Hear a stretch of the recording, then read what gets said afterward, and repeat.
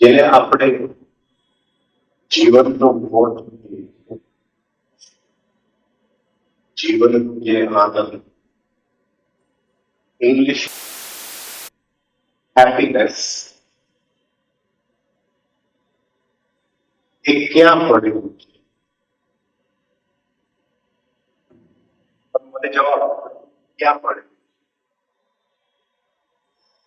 Where does happiness lie? જીવનનો આનંદ શેમાં છે? જીવનનો મોહ, જીવનની ખુશી શેની અંદર છે? બોલો બોલો. સુરતમાં તો બધા મોઢ જ કરે. શેની અંદર છે? હા,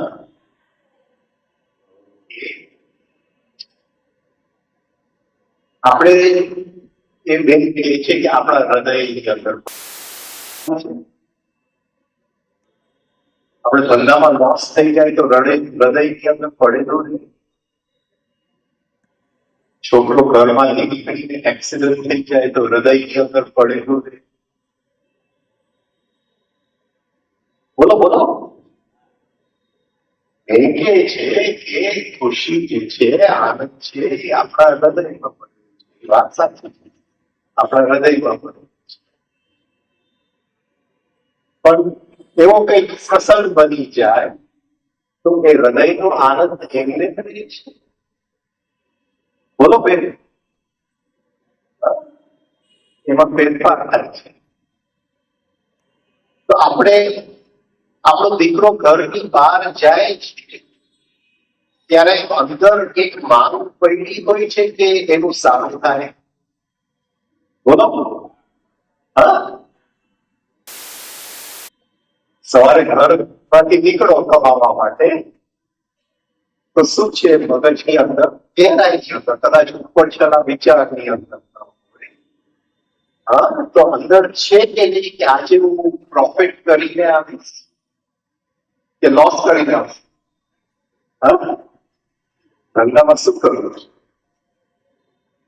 રાઈટ. છોકરું એક્ઝામ આપવા જાય છે તો એની અંદર શું છે? એક હૃદયની અંદર આનંદ છે, ફેલ થાવ તો એ આનંદ છે અને પાસ થાવ તો એ આનંદ છે. બોલો, કે અંદર માંગ છે કે સારા માર્કે મારે પાસ આવવું છે. તમે અહીંયા શેની માટે? અહીંયા શેની માટે?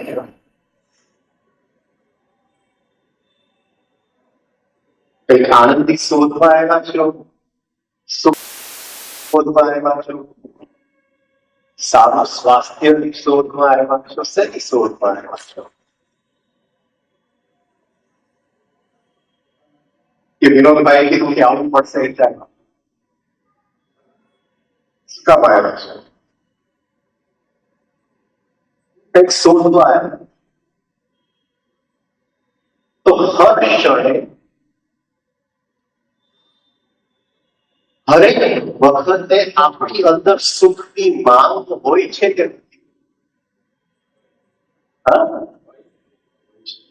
વચ્ચે એક બેનનો ફોન આવ્યો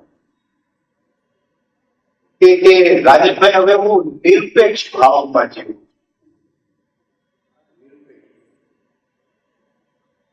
તમારા દીકરાને જોવો છો ત્યારે અંદર શું છે કે સારું થાય કે ખરાબ થાય એ તો પડેલું છે કે સારું થાય.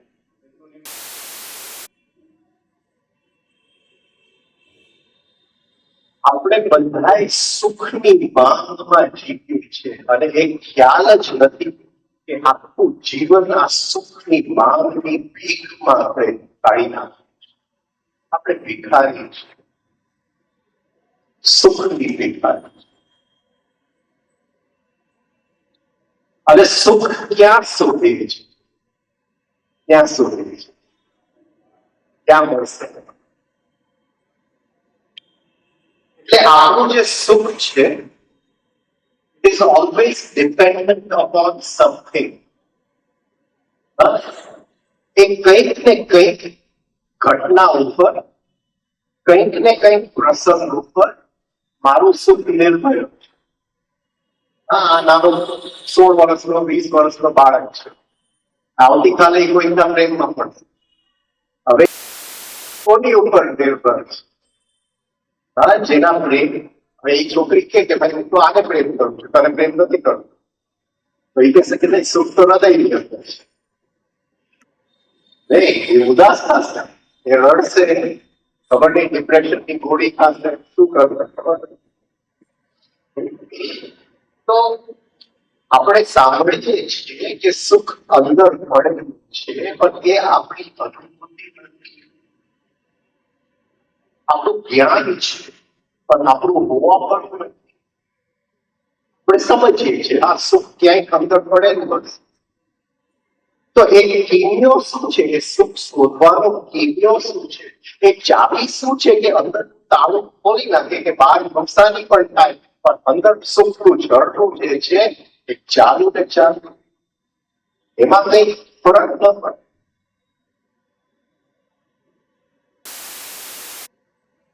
એવું કઈ જો હું તમને આપીને જાઉં, મારું નથી, ગુરુએ આપેલું છે. કેટલા લોકો જીવન ઉપર માંગ કરે છે કે આ થાય તો જ હું સુખી થાઉં. કેટલા લોકોની માંગ છે જીવન ઉપર. મને ઘણા લોકો કહે કે ભાઈ મારે અધ્યાત્મ કરવું છે પણ 5 લાખ રૂપિયા કમાવું ને પછી હું અધ્યાત્મ કરું.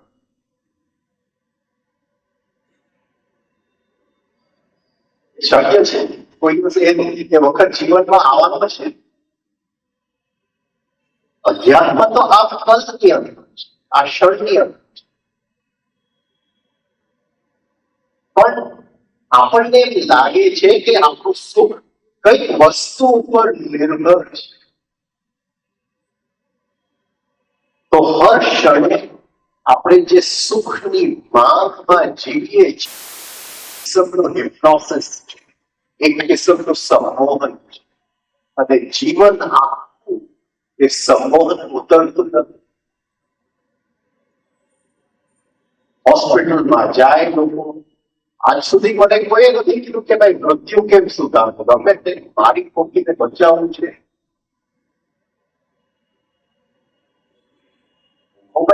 જીવનનો સૌથી છે સારામાં સારી જે અનુભૂતિ છે એ મૃત્યુની અનુભૂતિ છે. એને કેમ લેવું, એને કેમ સમજવું, તમે જરા એ શીખડાવો કે નહીં હજી કઈ હૃદયમાં ધબકારા ઇન્જેક્શન મારવાથી કઈ બચતું હોય. એ જીવનનો સંમોહન.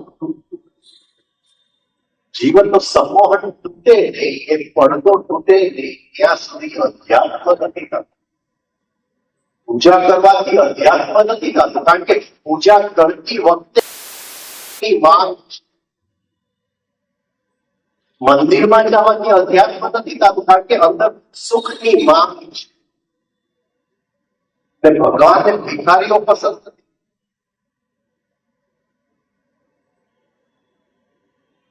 આપણી જિંદગી ભીખ માંગવામાં નીકળી જાય.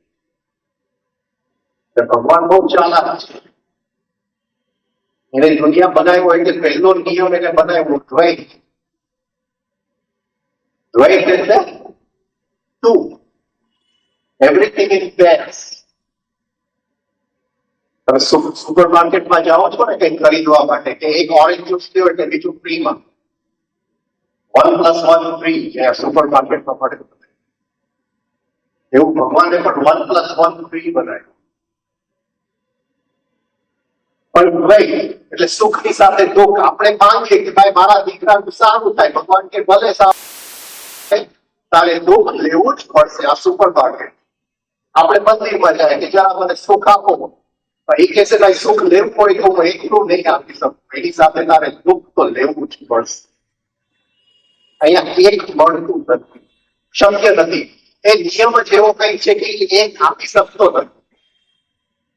આપણે આખી જિંદગી માંગ કર્યા.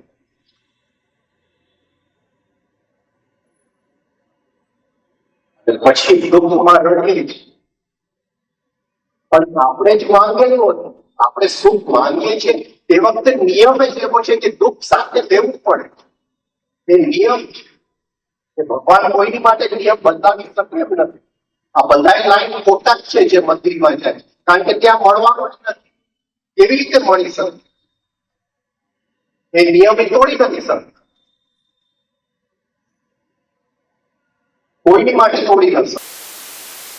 એટલે મારા ગુરુએ કીધું કે ભાઈ તું માંગવાનું બંધ કરી. બહુ અઘરું છે, બહુ અઘરું છે.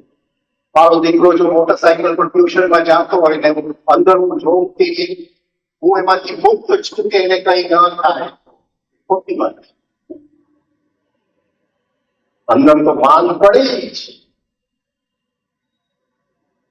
તો શું કરવું? એ માંગમાંથી મુક્ત થવા માટે શું કરવું? આ જીવનનો સંમોહન, જે જીવનની ગુલામી જે છે, સમજાય છે? શું બોલું છું સમજાય છે? આપણે ગુલામ છે. જીવન ગુલામીમાં જીવીએ છીએ કે આવતીકાલે મળશે, આવતીકાલે મળશે, આવતીકાલે શેર બજાર ઉપર જશે, અને ત્યાં નિયમ નક્કી છે કે ભાઈ જે ઉપર જાય છે એ નીચે પડે છે. નિયમ છે એ બેઉ છે, એની સાથે જ નીચે પડે છે. એ આપણને દેખાતું.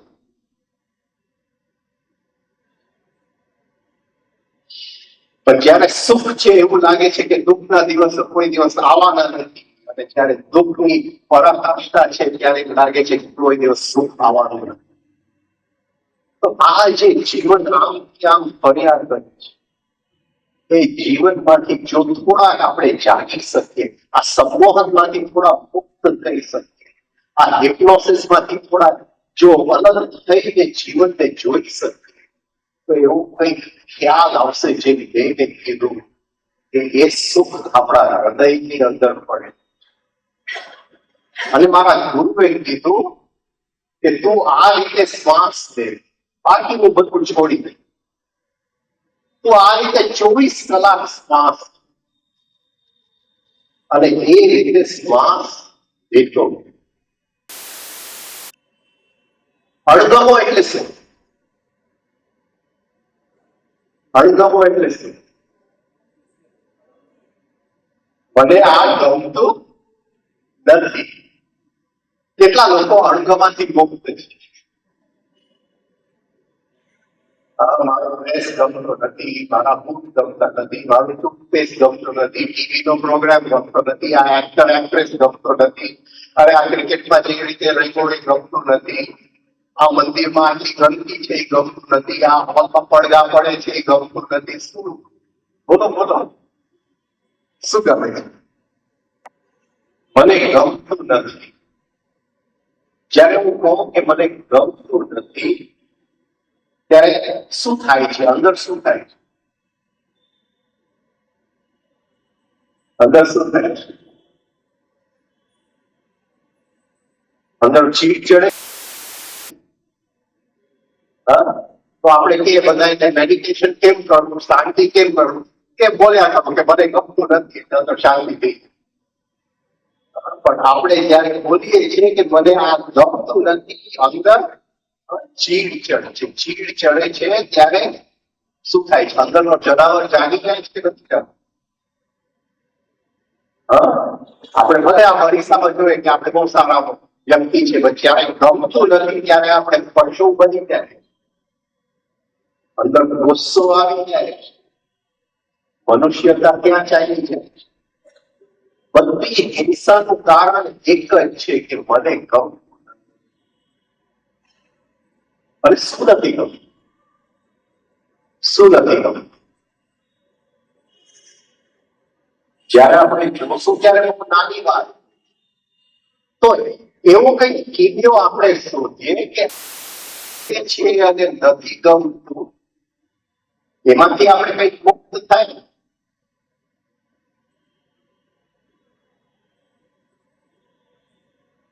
મારો મિત્ર છે સાથે આવ્યો, માછીમાર છે. માછીમાર શું કરે? એ જાળ નાખે, જાળની અંદર મછલી ફસાય. હવે આપણે જોવાનું છે કે સવારથી જીવન જાળ નાખે છે, જાળ ફેંકે છે, અને આપણે મછલીની જેમ અંદર ફસાય છે કે નથી ફસાતા? આપણે માછલાની જેમ ફસાય છે કે નથી ફસાતા? બોલો. હું શાંતિથી બેઠો છું, ટીવી જોઉં છું, અને ત્યાં સ્કૂલમાંથી ફોન આવશે કે તારા દીકરાએ આને થપ્પડ માર્યો. અંદર ગુસ્સો આવશે કે નહીં આવે? તો જીવને જાળ ફેંક્યું અને આપણે સંમોહનમાં આવી ગયા કે નહીં? બોલો, હિપ્નોસિસમાં આવી ગયા, ગુસ્સાના હિપ્નોસિસમાં આવી ગયા. કોની શક્તિ ગઈ? આપણી કઈ જીવનની? કોની શક્તિ ગઈ? આપણી ગઈ ને? જાળમાં ફસાયો માછલો. અને ઓફિસ થી આપણે આવીએ ઘરે, અને થાકેલા માંદા આવીએ, અને ત્યાં પત્ની કે તારે કોઈ વસ્તુ ઠેકાણે નથી, ત્યાં જોતા ક્યાં કાઢ્યા, સરખી રીતે બહુ, અને અગર ગુસ્સો આવી ગયો, ઇરિટેશન આવી ગયું, તો કોણ જાળમાં ફસાય? ચા નો કપ પીવાય, મને ઠંડી ચા નથી પાવતી, કોણ ફસાય? પણ ક્ષણે જીવનની હિપ્નોસિસમાં આપણે ફસાતા છે. હર પલે આપણને ખ્યાલ જ નથી. મુક્તિની મોટી મોટી, પણ આપણી વાતનો કોઈ સામનો કરશે કે તારી વાત ખોટી છે, ત્યાં ફસાયા, ગુસ્સો આવી જશે, ઇરિટેશન આવી જશે. તો આમાંથી મુક્ત થવું છે, ઈચ્છા છે કોઈને? આમાંથી મુક્ત થવું છે, તો એવો કંઈક આપણે શોધીએ કે સરળ વસ્તુ મળે છે, આપણે મુક્ત થાય. હવે આખો દિવસ ફરિયાદ કરતો જાઉં કે આ બરાબર નથી, આ ગમતું નથી, બધા હસે છે મારી ઉપર, મને ગમતું નથી. ઘણા લોકો મને કહે કે મને તો બહુ સારા માંદા આવતા હતા, એક દિવસે શું થઈ ગયું કે આની સાથે જ મારું. હવે એને ખબર નથી. આપણને લાગે છે કે આપણે બહાર કોઈ વ્યક્તિ સાથે લગ્ન કરીએ, હરેક પુરુષ અંદરની સ્ત્રીને શોધતો હોય છે, એક સ્ત્રી અંદરના પુરુષને શોધતો હોય છે, શોધતું હોય. આને અધ્યાત્મ કહેવાય. જયારે બહારના પુરુષને અંદરની સ્ત્રી મળી જાય, જયારે બહારની સ્ત્રીને અંદરનો પુરુષ મળી જાય, એનું મિલન થાય, એનું લગ્ન થાય, તો અધ્યાત્મ કહેવાય. એ જે અંદરની સ્ત્રીને હું શોધી ગયો છું, જેની સાથે મારા લગ્ન થાય છે, એ ખાલી એનું એક રિફ્લેક્શન છે, એક પ્રતિબિંબ છે. એટલે એની ઉપર જો હું ગુસ્સો કરું તો કોની સાથે ગુસ્સો? એની ઉપર કરી નથી શકતો. અંદર જે સ્ત્રીની સાથે મારે લગ્ન કરવાના છે એની સાથે હું ગુસ્સો કરું તો અધ્યાત્મ શક્ય જ નથી. જેને ઘરમાં તકરાર હોય એ ભગવાન તો કોઈ દિવસ મળવાનું જ નથી, શક્ય જ નથી. કારણ કે જ્યાં સુધી અંદર લગ્ન નથી થતું ત્યાં સુધી ભગવાન મળતા નથી. અને લગ્ન જે છે એ બાર ઉભી છે, સુખો છે. આ પ્રેક્ટિસ છે, ખબર છે ને, ક્રિકેટરો નેટ પ્રેક્ટિસ કરે છે. અંદરના લગ્નની માટે આ બહારનું લગ્ન પ્રેક્ટિસ છે. એ પ્રેક્ટિસમાં જો સરખા પહેલું નેટ પ્રેક્ટિસ તો પછી તેંડુલકરની જેમ આપણે મેચમાં રમી શકીએ. પ્રેક્ટિસમાં જ બધા હારી જાય છે. અને સાધુઓની વાત નહીં કરતા, એ તો પ્રેક્ટિસ થી ગભરાઈને ભાગી, એની વાત નહીં કરતા. અહીંયા ભગવા કપડા પહેરવાથી કઈ અધ્યાત્મ નથી થતું.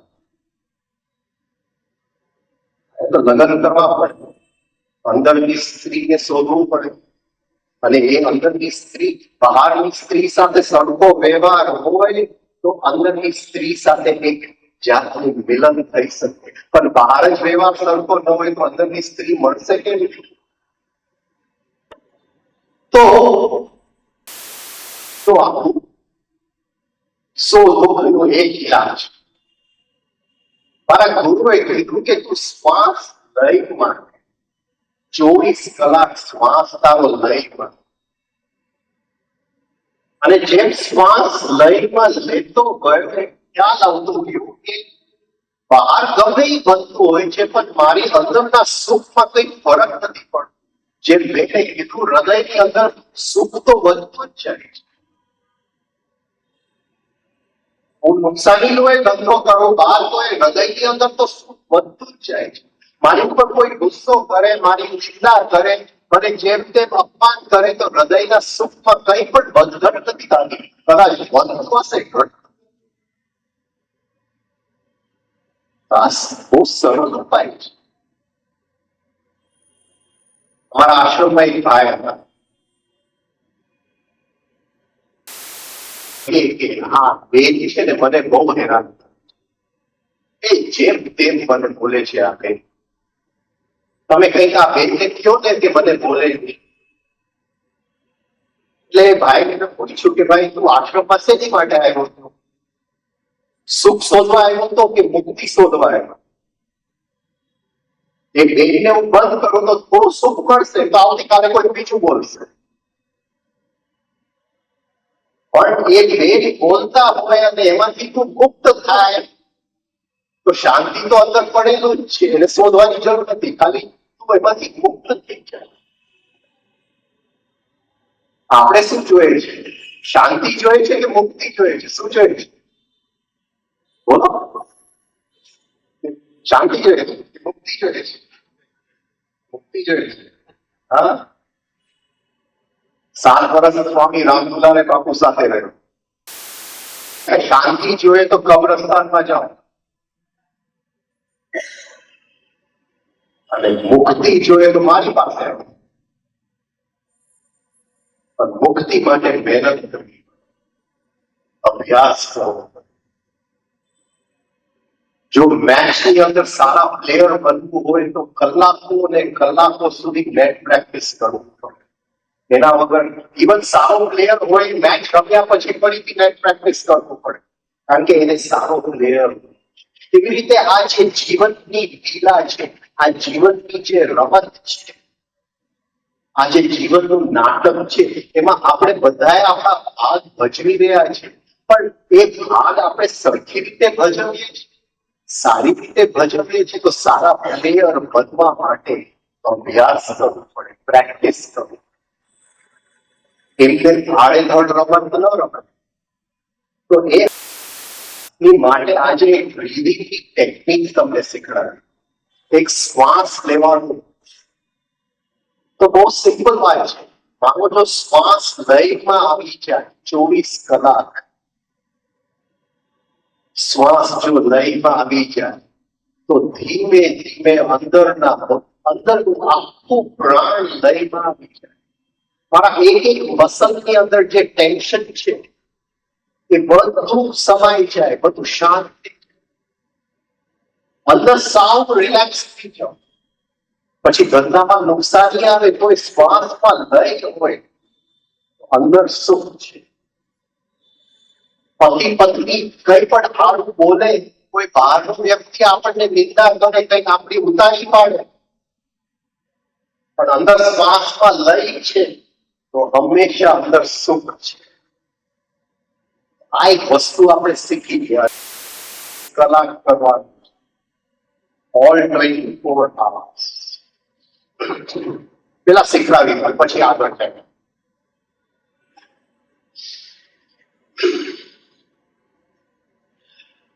હવે આને કહેવાય છે 3 સ્ટેપ રિધમિક બ્રીથિંગ. 3 સ્ટેપ એટલે શીખવાના 3 પદ્ધતિ, 3 પગથિયા શીખવાના. શ્વાસ કેવી લેવો, શ્વાસ કેટલું લેવું અને શ્વાસ લયમાં. પેલી વસ્તુ, આપણે શ્વાસ સરખી રીતે લઈએ છીએ કે નહીં, જે રીતે પ્રકૃતિએ આપણને મોકલેલા છે જીવનની અંદર. જ્યારે આપણે નાના બાળક હતા, માના ગર્ભમાંથી હજી જસ્ટ બહાર નીકળેલા, ત્યારે કઈ રીતે આપણે શ્વાસ લેતા. તો નાનો બાળકને આપણે જોશું તો એ છાતી અને પેટ બંને ડાઉન ડાઉન. આપણે ધીમે ધીમે જીવનના ટેન્શન ભેગા કરતા.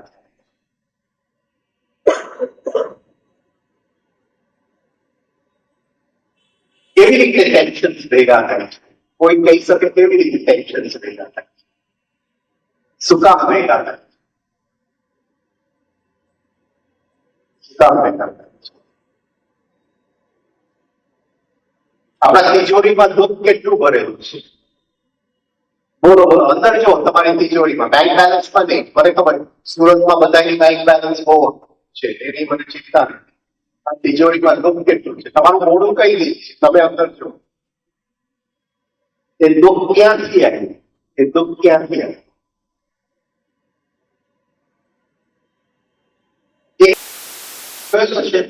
એ જયારે ઘોડિયામાં સૂતો હોય પછી રડે એટલે એની માં દોડતી જાય. હા, શું કામ રડે છે? આ ભૂખ લાગી છે, ચલ ખવડાવી દઉં. આ ભીનું થઈ ગયું છે, ચલ બદલાવી દઉં. એટલે બાળકને ખ્યાલ આવી જાય, હા કે સેજ ભૂખ લાગે એટલે રડવું, એટલે માં દોડતી આવે. સેજ કઈ ભીનું થાય એટલે રડવું, એટલે માં દોડતી આવે.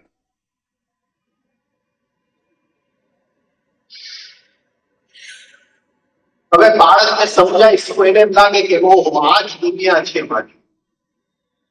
એટલે એને એમ લાગે કે હું રડું છું એટલે દુનિયા દોડે છે, ઘરમાં બધા દોડતા જાય છે. જેવું રડું એટલે બધા દોડતા થઈ જાય.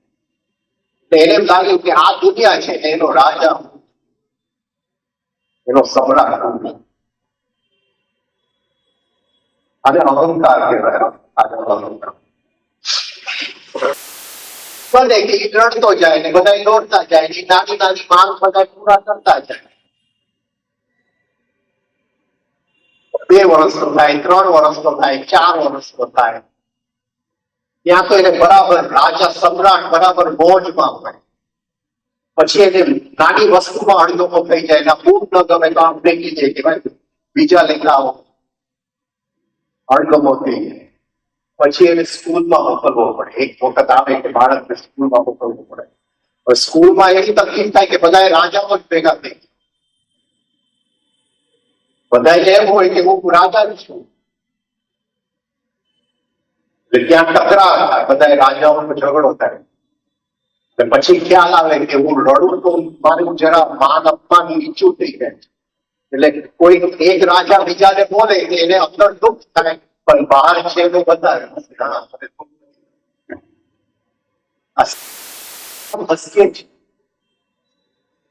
આજ સુધી મેં એક વ્યક્તિને હસતા જોયો નથી.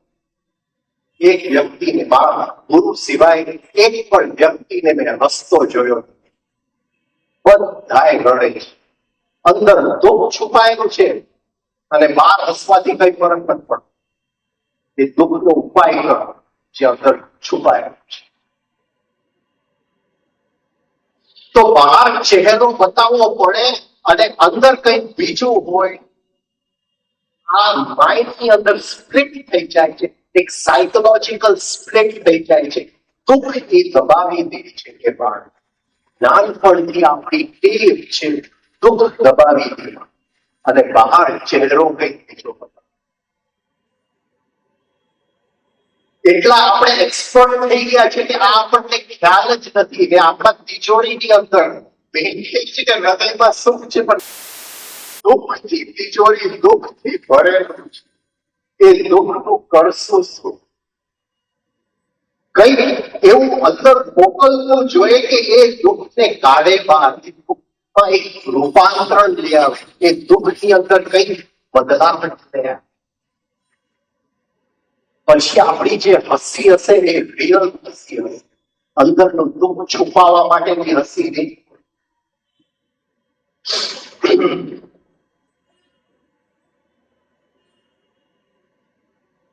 તો પેલી વસ્તુ કે આપણે શ્વાસ છાતી અને પેટ બંને એની પ્રેક્ટિસ આપણે કરી. પછલી આંગળી નામની મારા આપણે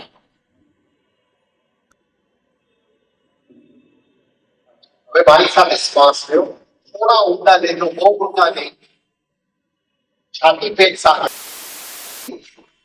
બ્રીથ આઉટ, શ્વાસ લો, શ્વાસ છોડો. Breathe in, breathe out.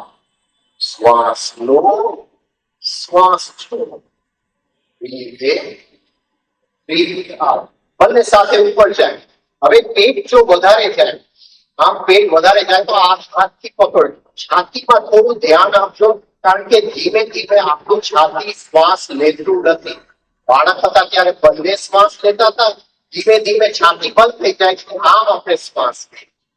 એટલે બંને સાથે ફરી એટલે પેટ જો વધારે ચાલે તો આ હાથથી પેટને પકડી રાખો. ફરી ચાલો, બ્રીથ ઇન, બ્રીથ આઉટ.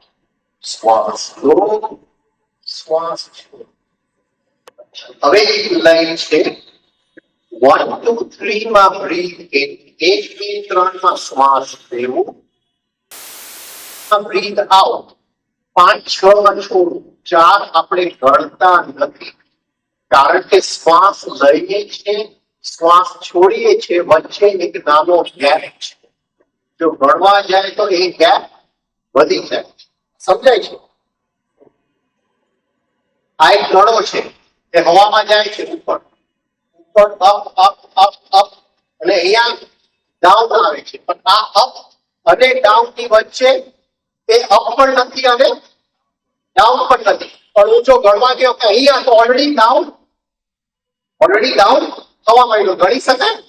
એ ગણી શકાય એમ જ નથી. જેવું કહેવા જાઉં છું કે અહીંયા આ ગેપ છે, ત્યાં એ ઓલરેડી ડાઉન થવા માંડે. એવી રીતે શ્વાસ નું કઈ છે કે શ્વાસ લીધું, શ્વાસ કાઢ્યું, વચ્ચે ગેપ છે, જે અંદર પણ નથી અને બહાર પણ નથી. પણ પકડવા ગયા તો ઓલરેડી બહાર. સમજી ગયેલી છે આપણે 1 2 3 માં અંદર, 5 6 માં બહાર, 4 અંદર. સમજાય? હવે મ્યુઝિક ને સમજી ગયો, એક વાત સાંભળી લો.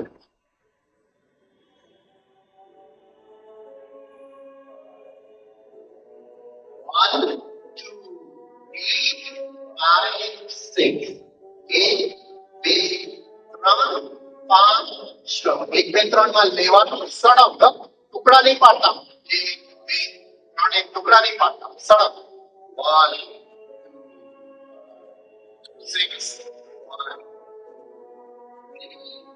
1 શ્વાસ નહીં લેતા, નોર્મલ શ્વાસ.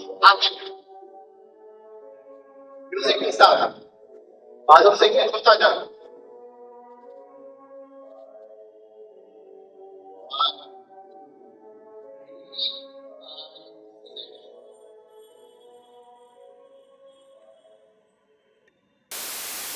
પ્રેક્ટિસ કઈ રીતે આપણે કરશું? ધીમે ધીમે આ શ્વાસને આપણે 24 કલાક બેસાડવું છે. અત્યારે આપણે શ્વાસ 24 કલાક લઈ ગયા છે, પણ એક ખોટો લઈ. એની બદલે આ શ્વાસ આપણે 24 કલાક બેસાડવું છે. એ માટે આપણે પ્રેક્ટિસ કરવું. તો કઈ રીતે પ્રેક્ટિસ? તો પહેલી વસ્તુ, રોજ રાતે સૂતી વખતે પ્રેક્ટિસ કરો. જ્યારે રાતે સુઈ જાઓ ત્યારે મ્યુઝિક ચલાવો.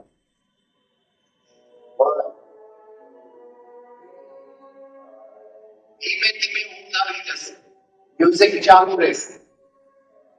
થોડો વખત માટે આપણો શ્વાસ મ્યુઝિકની સાથે ઊંઘની અંદર આની સાથે રહેશે. એક આદત બનવાનું ચાલુ થઈ. રાતે સૂતી વખતે આ મ્યુઝિક લગાડીને સૂઈ જશે. મેં 1988 ઓક્ટોબરમાં ચાલુ કર્યું. આજે આ ઓક્ટોબરમાં 20 વર્ષ મારા પૂરા થશે. આ રીતે શ્વાસ લેતા રહે. વિવેકાનંદ ક્યાંય લખે છે કે આ મનને શાંત કરવું બહુ મુશ્કેલ છે. હકીકતે અર્જુન પણ કૃષ્ણને ગીતામાં પૂછે છે કે પવનને રોકવું સહેલું છે પણ આ મનને રોકવું બહુ અશક્ય છે. એવી રીતે વિવેકાનંદ કહે છે કે આ મનને શાંત કરવું બહુ અઘરું છે. પણ એની માટે આપણું આખું જીવન જો દાવ પર લાગી જાય અને કોઈ ન મળે તો સોનો સસ્તો છે. તો એ સોનો સસ્તો છે. મેં ખાલી 20 વર્ષ લગાવ્યા છે અને હું કહું છું કે સોનો બહુ સસ્તો, બહુ સસ્તો. કે જે મળ્યું છે એના પ્રમાણમાં સોનો બહુ સસ્તો. વિવેકાનંદે ભલે કીધું કે ભાઈ આખી જિંદગીનો દાવ પર લગાડવું પડે, એક આખી જિંદગી નહીં જાય. તમે આ વિધિ જો કરતા જશો તો મન બહુ જલ્દી શાંત થઈ, બહુ જલ્દી શાંત. અને મનની પાર જે દુનિયા છે, જેની અંદર સિદ્ધિઓ પડેલી છે, જે શક્તિઓ પડેલી છે, એ દુનિયાનો સ્પર્શ થશે. એક આનંદનો સ્પર્શ થશે એ દુનિયાનો. જે આનંદ જેમ બેને કીધું છે હૃદય. આ પ્રેક્ટિસ કરજો રોજ રાતે સૂતી વખતે. છતાંય આજે પણ રાતે આંખ સાથે જ સુઈ જાઉં છું. હું એમ નથી કહેતો કે હું શીખી ગયો છું. પછી દિવસની અંદર જ્યારે પણ કંઈ પણ વાંચતા હો, 1 મહિનો રોજ રાતે સૂતી વખતે કરજો. પછી એડ કરજો. રોજ રાતે સૂતી વખત છોડતા નહીં, એડ કરજો. જ્યારે કંઈ પણ વાંચતા હો તો વાંચવાનું લેજો, આની સાથે વાંચો. શરૂઆતમાં ધ્યાન વાંચવામાં જશે, આની અંદર જશે, કારણ કે આપણે ટેવાયેલા નથી. 3 મહિના 4 મહિના નીકળી જશે, તમે વાંચતા જશો શ્વાસ આની સાથે. તમને કલ્પના નહીં આવે એટલું બધું તમે ગ્રહણ કરી શકશો વાંચવામાં. જે પહેલા અડધું છૂટી જતું હતું એ બધું તમે ગ્રહણ કરી શકશો. પછી લખવા ઉપર જશો. અંદરના વિચારો જે છે એ શ્વાસથી અલગ થઈ જશે. અત્યારે મારો વિચાર અને શ્વાસ એક જ છે. એ ભાઈ જો મને કંઈક બોલે અને મને ગુસ્સો આવે તો મારો શ્વાસ ગુસ્સા જેવો બની જાય છે કે નથી બનતો? બોલો, આપણને ગુસ્સો આવે ત્યારે શ્વાસ સ્પીડમાં ચાલે છે કે નથી ચાલતો? એકદમ ભીનો થઈ જાય છે કે નથી ભીનો થતો? ગરમ થાય છે કે નથી થતો? આ કોઈકનો ગુસ્સો ઠંડો હોય ને એકદમ, કે આ હું બદલો લઈશ, 20 વર્ષે લઈશ, 5 વર્ષે લઈશ, બરાબર એ મગજની અંદર રાખે તો એનો શ્વાસ ઠંડો થઈ જાય. પણ લગભગ આપણો ગરમ થઈ જાય. હવે વિચાર કરો કે આપણને ગુસ્સો આવે પણ આપણો શ્વાસ લયમાં હોય તો એ ગુસ્સો કેટલો ટકી શકે? ટકી શકે? આપણો શ્વાસ તો એ ગુસ્સો ટકી શકે ને?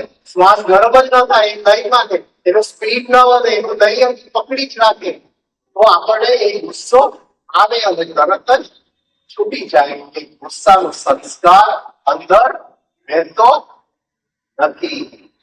અને ગુસ્સાનો સંસ્કાર અંદર જો ન રહે તો 20 વર્ષે સાંધાનો દુખાવો ન થાય, ગોઠણનો દુખાવો ન થાય. કેટલા લોકોને ગોઠણનો દુખાવો અને સાંધાનો દુખાવો ને આ થાય કે સમજો કે તિજોરીમાં ખૂબ ગુસ્સો અંદર પડેલો છે.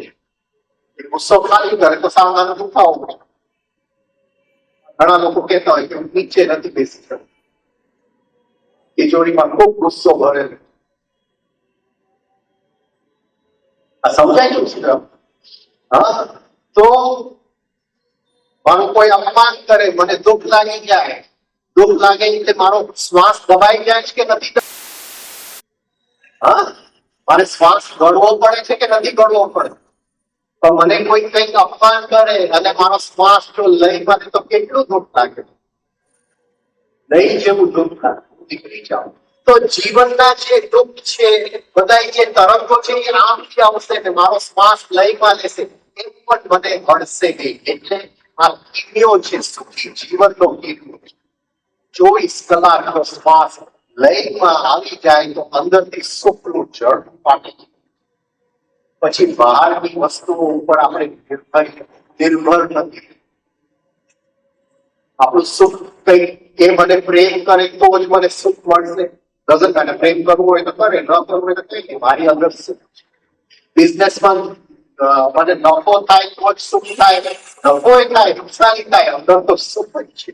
શેર બજાર ઉપર જાય તો સુખ છે, નીચે જાય તો આવું કઈ જો અંદર મળી જાય તો આ રીતે આ બ્રીથિંગની પ્રેક્ટિસ કરો અને પછી એની અંદર એડ કરો, એક જપ એડ કરો. એક વખત બેસી ગયો, એક જપ એડ. રાધે કૃષ્ણનો જપ આપણે ફરીથી કરીએ. ચલો, શ્વાસ લેતા જાઓ મ્યુઝિક સાથે.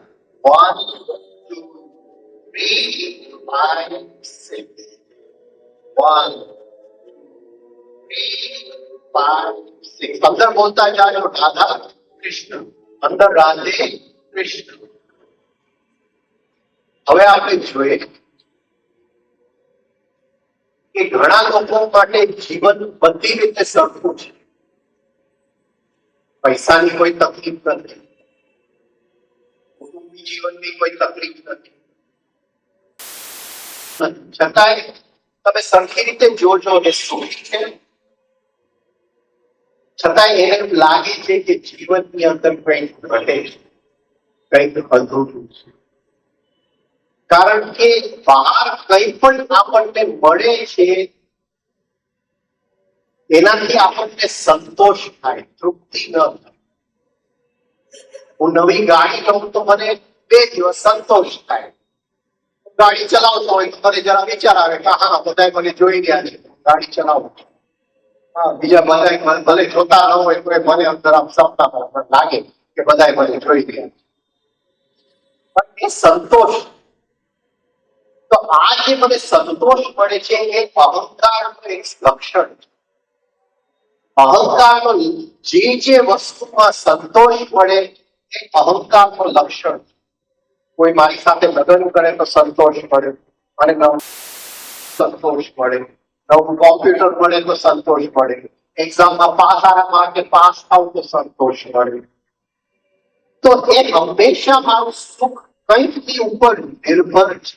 જ્યારે સુખ કંઈકની ઉપર નિર્ભર છે હંમેશા અહંકારનો સ્વભાવ. પણ જીવનો સ્વભાવ તૃપ્તિનો સ્વભાવ છે. અને જીવમાંથી જ્યારે સુખ આવે છે ત્યારે બહારના કોઈ પણ સંજોગની ઉપર એ નિર્ભર. જ્યારે આ બ્રીથિંગ તમે કરશો એ અંદરનો જીવનો સ્વભાવ તમે જાણીતો જીવ વિચાર, આ જીવના સ્વભાવનો એટલે આ શ્વાસ ધીમે ધીમે આ શ્વાસને જીવનની અંદર ભળી લ્યો, એક ભાગરૂપ બનાવી. ઘણા લોકો એમ કહેતા હોય છે કે મારું કોઈ પૂછતું, મને કોઈ મારો ભાવ નથી પૂછતું. અને કઈ જાતની દશા. હું બહુ વાંધો હતો, મને કોઈ પૂછવા આવે, હા મને ધંધામાં નુકસાની ગઈ પણ મને કોઈ પૂછવા, એવું જરૂરી છે કે કોઈ પૂછવા આવે? એવું જરૂરી છે? આપણે એટલા બધા નબળા પડી ગયા છે કે કોઈ આપણને પૂછવા આવે? ઓલવેઝ અહંકારની માંગણી છે કે મને કોઈ પૂછવા આવે. પણ જો આ બ્રીથિંગ કરશો તો તમને કોઈ પૂછવા આવશે તો એ બરાબર છે, ન પૂછવા આવે તો એ કઈ ફરક નહીં પડે. હવે શું કે કઈ કઈ વસ્તુઓમાં આપણને અણગમો થાય છે. ઘરે આવો અને ભૂખ બહુ લાગી હોય ને રસોઈ ન થઈ હોય તો અણગમો થાય છે. હા, એ તો જેટલો ગુસ્સો કરતા જોઈએ સારા પેટ ભરેલા માણસને નથી છે. બસ એ મોકો છે. શું કરવાનો? શ્વાસ લયમાં લેવાનો. તમને સમાચાર મળે કે ભાઈ દીકરો બરાબર પાસ નથી થયો તો ગુસ્સો આવશે. મેં આટલા પૈસા ખર્ચ્યા, આટલું આ કર્યું, આટલું તે કર્યું અને સારા માર્ક ન લઈ આવ્યું. આ જે લખેલું છે એ કોઈ બદલાવી શકતું નથી.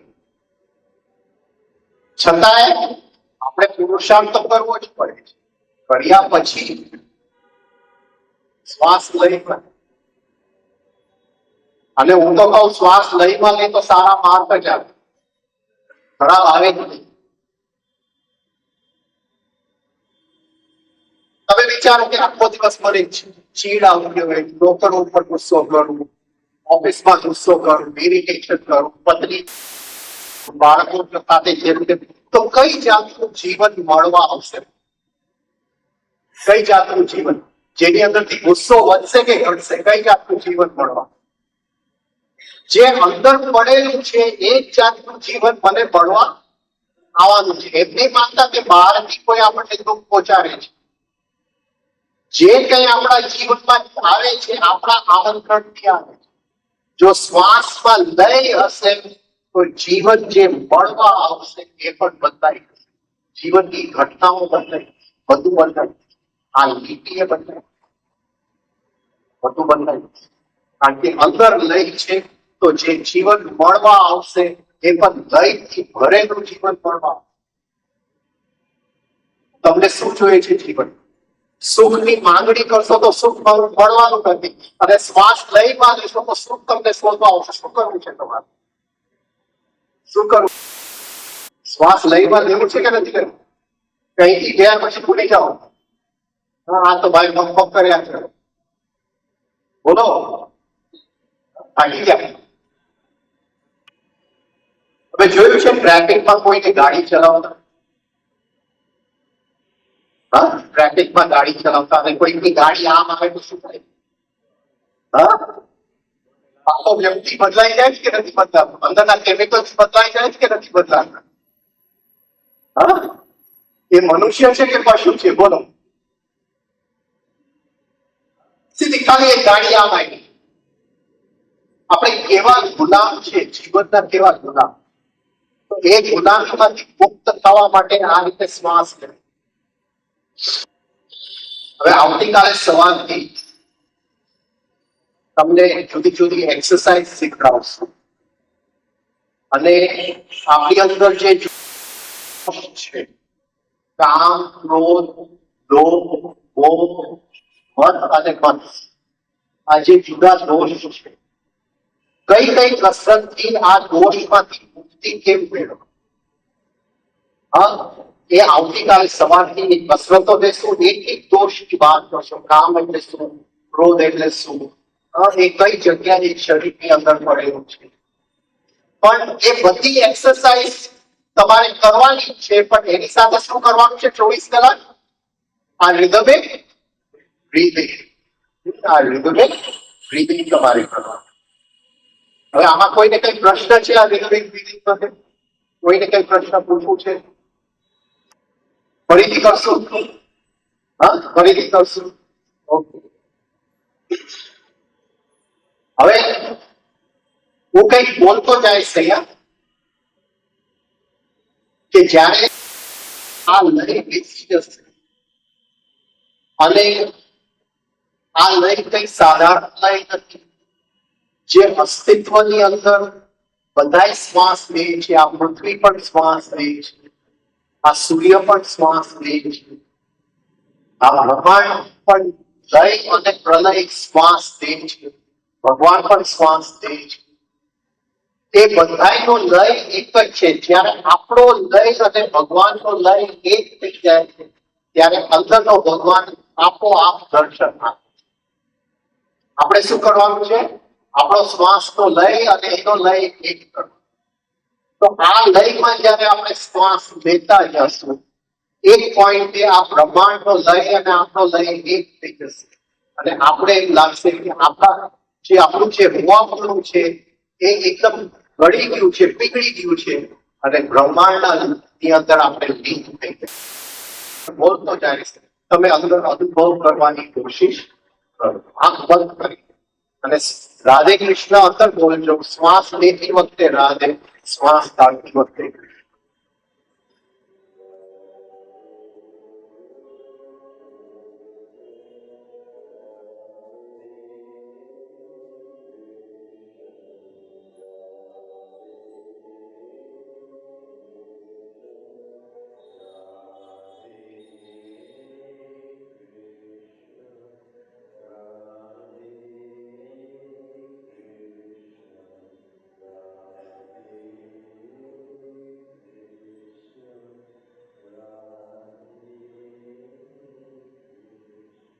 શ્વાસ ચાલુ રાખો, જાણે દહીં અંદર ચાલુ જ છે.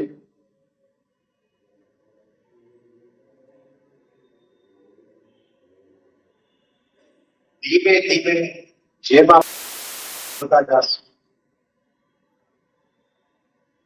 ખોલી શકો છો.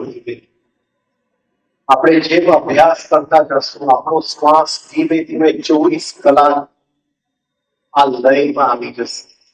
એની માટે કઈ છોડવાની જરૂર નથી. જે નોકરી તમે કરતા હો, જે કામ તમે કરતા હો, જ્યાં તમે હો તમે શ્વાસ લો છો. બસ ખાલી લયમાં શ્વાસ લેવાનો છે. આ લયમાં શ્વાસ લેવાનો. ધીમે ધીમે જેવું શ્વાસ લયમાં આવશે, શ્વાસ અને પ્રાણ જોડાણ છે. અંદરનું બધું પ્રાણ લયમાં આવે. એ પ્રાણની અંદર જન્મો જન્મોના સંસ્કાર કરી રહ્યા છે. મુક્તિ એટલે સંસ્કારોમાંથી. અંદર સંસ્કાર છે ગુસ્સાનો, જે હર્ષ અને મને ગુલામ બનાવી ગુસ્સો કરવા માટે મજબૂર કરે છે. એ સંસ્કારમાંથી જો મુક્તિ મળે મને, સંસ્કાર છે જન્મો જન્મોના, એ પ્રાણની અંદર કરી રહ્યા છે. જેવું અંદરનું પ્રાણ લયમાં આવી જશે, અંદરના સંસ્કાર એની મેળે ઉગડતા, અને એ સંસ્કાર છે અંદરના આત્મા ઉપર જે પડદો છે, એ સંસ્કારનો પડદો છે. એટલે એનો પ્રકાશ આપણા જીવનમાં પહોંચતું નથી. એનો પ્રકાશ આપણા જીવનની અંદર આવતો, જેવો એ પડદો હટી જશે, તતર્ષીયતે પ્રકાશ આવરણ. જ્યારે પ્રકાશનું આવરણ અંદરથી ચિરાઈ જશે, અંદરથી એ પ્રકાશ છે આપણું જ પ્રકાશ, આપણા આત્માનું પ્રકાશ, એ આપણા જીવનને અંદર આવશે, આપણા લોહીની અંદર આવશે, આપણા ચામડીની અંદર આવશે, આપણા વાણીની અંદર આવશે, ત્યારે આપણું જીવન આપોઆપ બદલાય જશે. એ ભગવાનને આપણે એક થઈ જશું. જે ભગવાનના દર્શન માટે આપણે જન્મો જન્મોથી તડપીએ છીએ, એ દર્શન થોડા વર્ષો આ રીતે જો આપોઆપ થઈ જતા હોય તો આ કરવામાં તમને શું વાંધો? તો આ રીતે શ્વાસ લેતા જાઓ, ધીમે ધીમે પ્રાણ લયમાં આવશે. પ્રાણ લયમાં આવશે તો સંસ્કારો ઉઘડી જશે. સંસ્કારો ઉઘડી જશે તો અંદરના સત્ય ઉપરથી પડદો હટી જશે. એ સત્યનું દર્શન થશે. તો જે જન્મ અને મૃત્યુનું જે લક્ષ્ય છે, જે આ રહસ્ય છે, જીવનનું રહસ્ય છે, એ રહસ્ય આપણે જાણી લઈશું, એમાં ડૂબકી મારી દઈશું, તો બાકી શું આપણે જોઈએ છે? કઈ બીજું જોઈએ છે? બીજી માંગ રહે છે? જો આપણી એક જાણવાની સાથે જો આપણી બધી માંગ પૂરી થઈ જતી, એના જેવું શું કઈ બીજું ઉત્તમ? આ રીતે જીવનમાં આ શ્વાસને અપનાવવું. આ શ્વાસમાંથી રોગ મુક્તિ મળશે. આવતીકાલે જુદા જુદા રોગોની કઈ કસરત કયા કયા રોગ ઉપર, એ રોગ કયા સંસ્કારમાંથી આવે છે અને એ સંસ્કાર અંદરના કયા દોષમાંથી આવે છે એ જોશું. અંદરની થોડી વાત કરશું. તમે બધા 1 કલાક શાંતિથી બેઠા એ બદલે આભાર, અને ઈશ્વરની ઈચ્છા જો હશે તો આવતીકાલ સવારે ફરી પડશું. Thank you.